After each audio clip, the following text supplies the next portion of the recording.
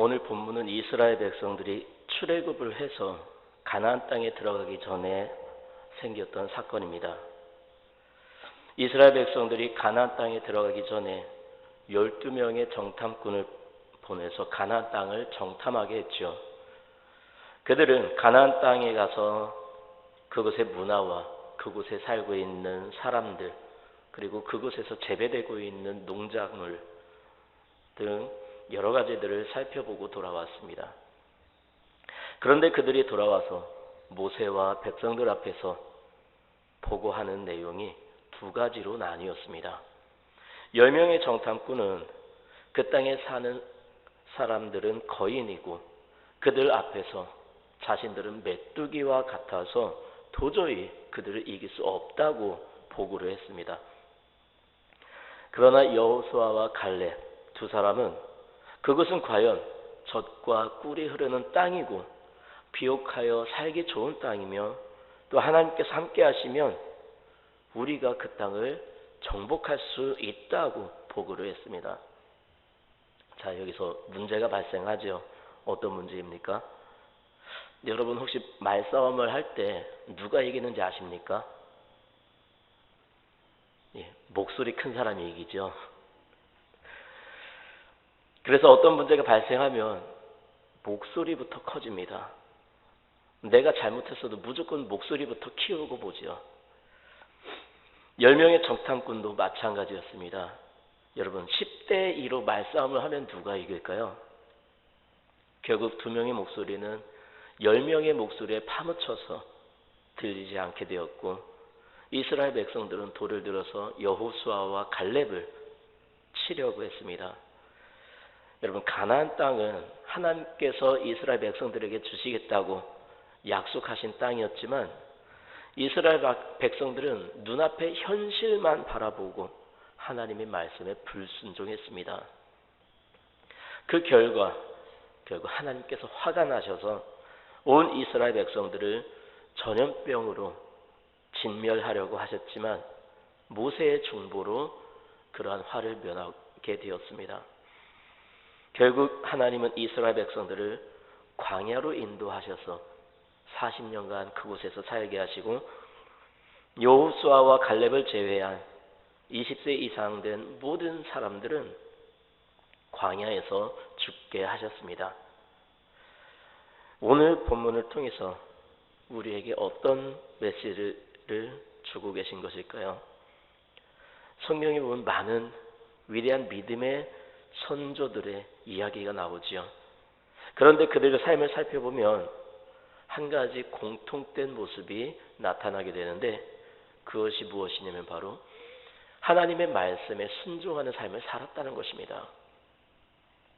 하나님의 말씀에 순종한 사람들은 그 사람들을 이야기할 때에 빠지지 않는 사람이 한 사람이 있죠. 바로 아브라함입니다. 아브라함은 순종의 대명사입니다. 아브라함은 늦은 나이에 하나님의 부르심을 받았습니다. 그리고 하나님의 말씀을 따라 고향을 떠나 머나먼 타국 땅으로 이사를 가게 되었습니다. 오늘날 우리는 언제든지 이사를 할 수 있지만 이 아브라함이 살던 이 시대에 이사를 한다는 것은 결코 쉬운 일이 아니었습니다. 왜냐하면 그 당시는 경찰이나 군대가 없었기 때문에 나를 지켜주고 우리 가족을 지켜주고 내 재산을 지켜줄 수 있는 것은 오직 가족들밖에 없었습니다. 그러므로 새로운 땅, 더군다나 다른 나라에 가서 산다는 것은 엄청난 모험을 하게 되는 것이죠. 생명을 걸고 이사를 해야만 했던 것입니다. 하지만 아브라함은 그러한 위험을 감수하고 오직 하나님의 말씀에 순종하여 갔습니다. 뿐만 아니라 아브라함은 하나님의 말씀에 순종해서 100세에 얻은 아들 이삭을 하나님께 제물로 드리기도 했습니다.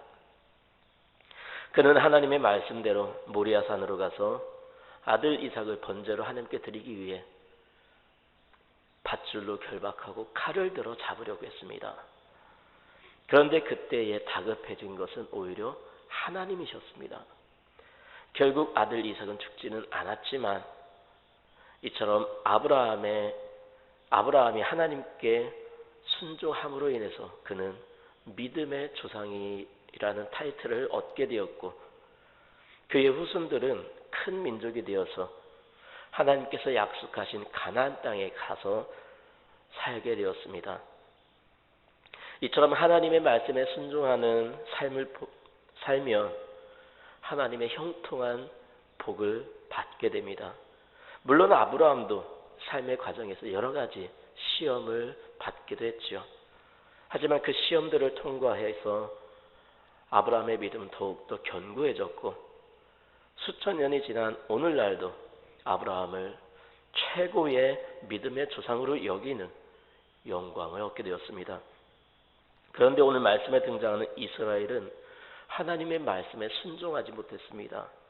24절을 보면 하나님의 말씀에 온전히 순종한 사람은 여호수아와 갈렙 두 사람뿐이었습니다. 그래서 하나님은 오직 여호수아와 갈렙만이 하나님께서 약속하신 가나안 땅에 들어가게 될 것이라고 말씀하고 있습니다.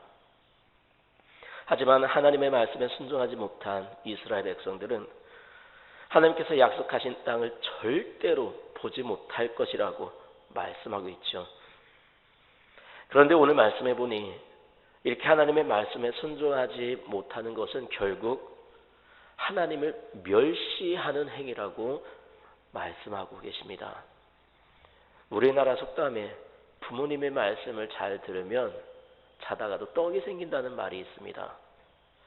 그렇습니다. 이 속담은 영의 세계에서도 해당이 되는 말입니다. 하나님은 하나님의 말씀에 온전히 순종하는 사람들을 기뻐하시고 그들을 하나님께서 약속하신 땅으로 인도해 가실 것입니다. 하지만 하나님의 말씀에 순종하지 못한다면 그것은 하나님을 멸시하는 행위가 되어서 하나님의 인도하심을 받지 못하는 삶을 살게 될 것입니다.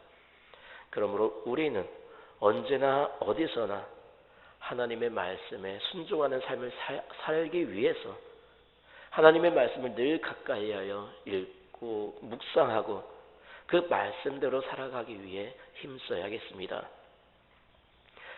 여러분, 질문을 하나 해볼까요? 하나님 말씀에 순종하는 것이 맞을까요? 복종하는 것이 맞을까요? 순종은 무엇이고 복종은 무엇일까요? 순종은 자발적인 마음으로 따르는 것이라면, 복종은 내키지 않지만 하기 싫지만 그래도 하는 것이죠. 억지로라도 따라가는 것이라고 할 수 있습니다. 그러므로 우리는 하나님의 말씀에 순종하는 것이 더 좋습니다. 그러나 우리가 하나님의 말씀에 순종을 하지 못하면 복종이라도 해야 합니다. 우리가 살면서 항상 하나님의 말씀에 오케이 할 수 없는 때도 있습니다. 때로는 나의 믿음이 충만할 때에는 하나님의 말씀에 순종하여 살아가는 것을 기쁘게 여기고 당연하게 여기지요. 하지만 때로는 나의 믿음이 연약해져서 하나님의 말씀에 순종하지 못하며 살아갈 때도 있습니다. 그러나 우리가 기억해야 할 것은 나의 믿음이 강할 때나 연약할 때나 상관없이 나 스스로 판단하여서 아예 하나님의 말씀을 거부해서는 안 된다는 것입니다. 때로 우리는 억지로 끌려가듯이 하나님의 말씀에 끌려갈 때도 있습니다. 그렇다면 과연 이것이 옳은 것일까요? 아니면 옳지 않은 것일까요? 여러분, 요나를 보십시오. 요나는 니느웨로 가라는 하나님의 말씀에 불순종했죠. 요나는 죄악을 일삼는 니느웨로 가기를 두려워했고 니느웨가 멸망하기를 원했습니다. 그래서 그곳에 가서 하나님의 심판을 외치기를 거부해서 배를 타고 다시스로 도망을 가버렸습니다. 그러자 하나님께서 어떻게 하시죠? 다시스로 가는 그 과정 속에서 큰 풍랑을 일으키시고 요나를 바다에 밀어 넣으셨습니다. 그리고 그곳에서 하나님께서 예비하신 큰 물고기 뱃속에서 3일 동안 가두어 두시고 결국 하나님께서 원하시던 니느웨로 가게 되었습니다. 그런데 그 결과를 보십시오. 니느웨는 성읍이 커서 3일 길을 가야 하는 곳임에도 불구하고 요나는 단 하루만 그곳에 가서 하나님의 심판을 외쳤습니다. 하지만 이러한 요나의 부르짖음을 들은 니느웨 사람, 왕으로부터 시작해서 백성들까지 하나님께 회개하여 하나님의 심판을 면하게 되었습니다. 요나의 복종으로 인해서 놀라운 기적이 일어나게 된 것이죠. 하나님께서 심판을 멈추셨습니다. 여러분, 이처럼 복종하는 삶을 통해서도 하나님의 놀라운 기적을 경험하게 된다는 사실을 기억하시기 바랍니다. 여러분, 예수님께서 십자가를 지시고 그 위에서 죽으심을 당한 사건은 순종일까요? 복종일까요? 놀랍게도 우리 성경은 하나님의 뜻에 복종하셨다고 기록을 하고 있습니다. 빌립보서 2장 5절부터 8절까지를 제가 읽어드리겠습니다. 너희 안에 이 마음을 품으라. 곧 그리스도 예수의 마음이니 그는 근본 하나님의 본체시나 하나님과 동등됨을 취할 것으로 여기지 아니하시고 오히려 자기를 비워 종의 형체를 가지사 사람들과 같이 되셨고 사람의 모양으로 나타나사 자기를 낮추시고 죽기까지 복종하셨으니 곧 십자가에 죽으심이라. 여러분, 아무리 하나님의 말씀에 따라 살아가는 것이 좋다고 한들 내 목숨까지 내어놓으면서 하나님의 뜻에 따르는 것은 결코 쉬운 일이 아닙니다. 그래서 사도 바울은 죽음 앞에 자신의 생명을 내어주신 사건을 복종으로 본 것이지요.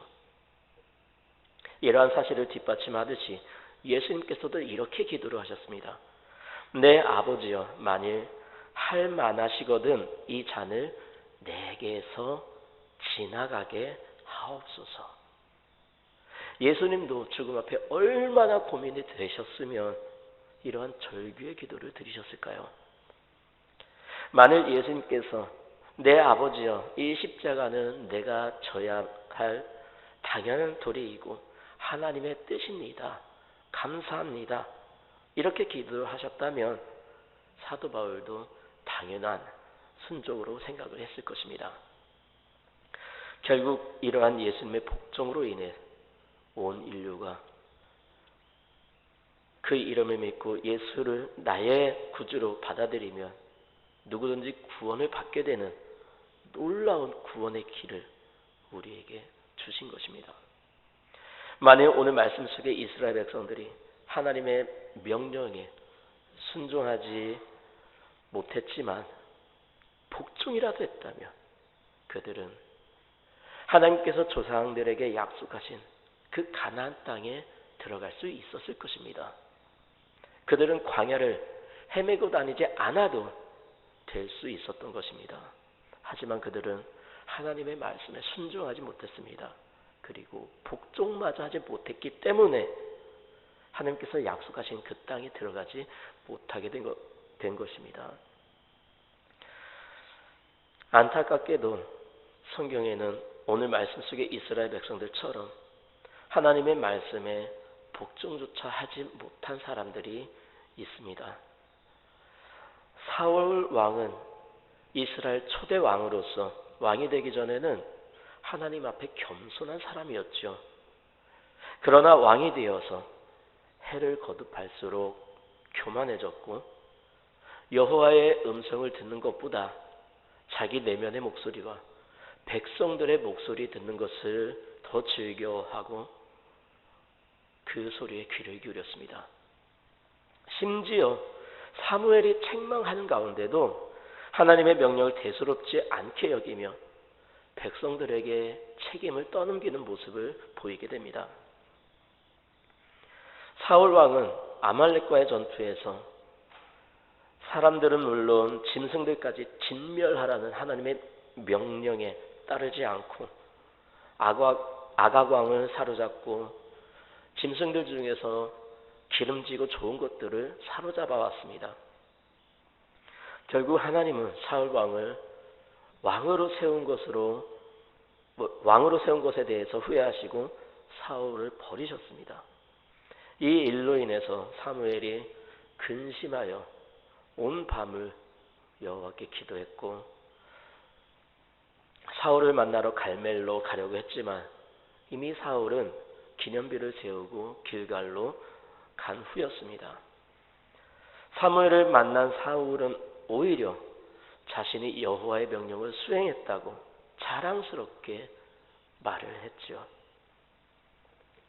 사무엘이 전리품으로 취한 양과 소의 소리를 듣고 그 까닭을 묻자 사울은 제사를 드리기 위해 백성들이 가장 좋은 것으로 남겨둔 것이고 그 외의 것은 우리가 다 진멸했다고 말을 합니다. 이에 대한 사무엘의 책망에 변명하기에 급급했던 사울에게 사무엘은 여호와의 말씀에 순종하는 것이 제사나 제물보다 더 귀하다는 순종의 원리를 가르쳐 주었습니다. 그러면서 여호와의 명령을 거역하는 완고한 태도는 점괘를 통해서 미래를 알고자 하는 거짓 선지자들의 죄와 같고 사악한 우상에게 절하는 것과 같다고 말을 하면서 사울 왕이 여호와를 버렸기 때문에 여호와께서도 사울 왕을 버리셨다는 것을 알려주었습니다. 하나님의 말씀에 복종하지 못한 또 한 사람이 있습니다. 아간은 이스라엘 백성들이 여리고성을 칠 때에 모든 전리품을 하나님께 바치라는 말씀을 따르지 않고 외투 한 벌과 은 200세겔 그리고 금덩이 하나를 감춰두었죠. 이 일로 인해서 이스라엘은 여리고보다 더 작고 정복하기 쉬웠던 아이성 전투에서 결국 패배하고 말았습니다.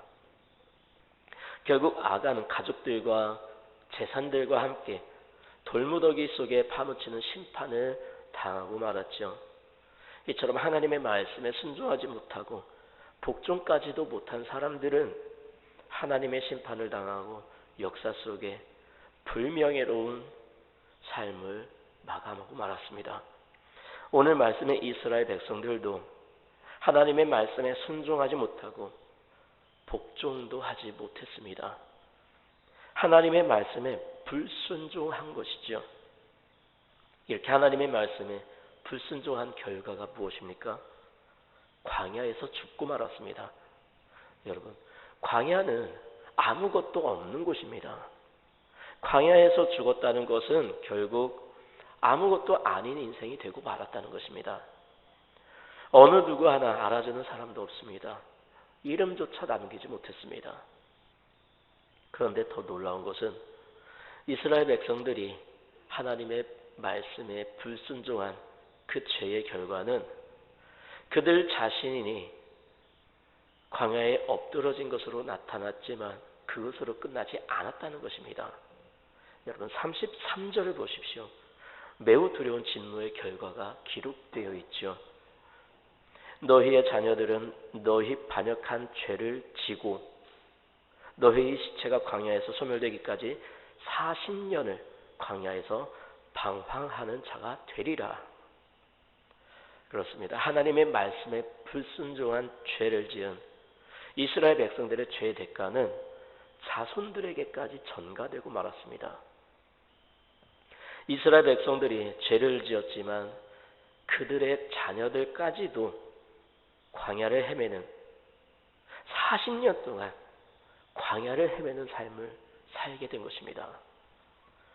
여러분, 하나님의 불순종한 나 때문에 우리의 자녀들이 그 죄의 짐을 짊어지게 된다면 여러분 마음이 어떻겠습니까? 우리의 죄의 문제는 우리만으로 끝나는 것이 아닙니다. 우리의 자녀들에게까지 영향이 미치게 된다는 사실을 생각을 하게 된다면 우리는 항상 하나님의 말씀에 순종하든지 순종하지 못하면 복종이라도 하며 살아가야 한다는 것을 깨닫게 됩니다. 오늘 말씀에 순종한 여호수아와 갈렙을 보십시오. 그들은 이스라엘의 지도자가 되어 후손들과 함께 하나님께서 약속하신 그 가나안 땅에 들어가게 되었습니다.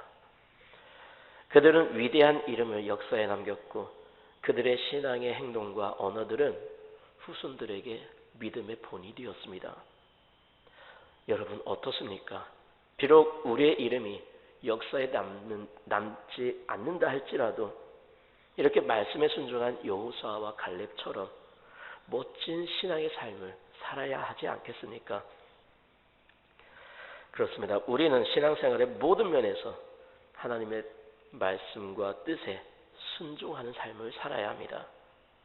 하지만 때로는 하나님의 뜻과 나의 뜻이 맞지 않아서 순종하지 못할 때도 있습니다. 그러나 이처럼 순종하지 못할 때에는 복종이라도 해야 합니다.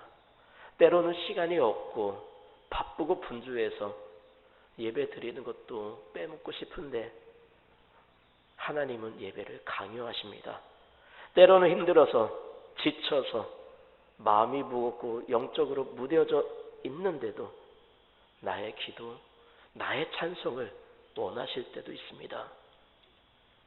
때로는 물질이 부족해서 한 달 살기도 빠듯하고 자녀들과 외식 한번 제대로 하지 못하는데 나의 물질을 원하실 때도 있습니다. 때로는 청소나 식사당번 혹은 여러 가지 일들로 나의 헌신을 원하실 때도 있습니다.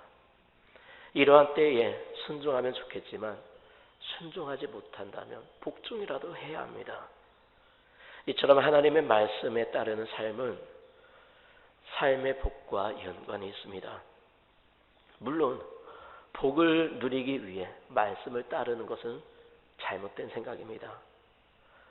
복은 하나님의 말씀에 따라 행했을 때에 우리에게 부차적으로 주어지는 하나님의 선물인 것입니다. 하지만 이런 선물이 주어지지 않는다 할지라도 말씀에 따라 살아가는 그런 삶을 살아야 하는 것입니다. 하나님께서 함께 하시지 않으시면 우리는 아무것도 할 수 없습니다. 불신앙은 하나님을 떠나는 일인데 우리가 불신앙으로 하나님을 떠나면 하나님께서도 우리와 함께 하시지 않으실 것입니다. 그리고 하나님께서 함께 하시지 않는다면 우리는 패배할 수밖에 없습니다. 우리는 아무것도 아닌 인생이 되고 마는 것입니다. 여러분은 오직 믿음으로 하나님을 신뢰하며 하나님의 약속의 말씀을 붙잡고 살아가야 되겠습니다. 이처럼 오직 믿음으로 하나님의 말씀에 온전히 순종하셔서 하나님께서 약속하신 복을 매일의 삶 속에서 누리며 살아가는 저와 여러분의 삶이 되시기 바랍니다. 기도하겠습니다.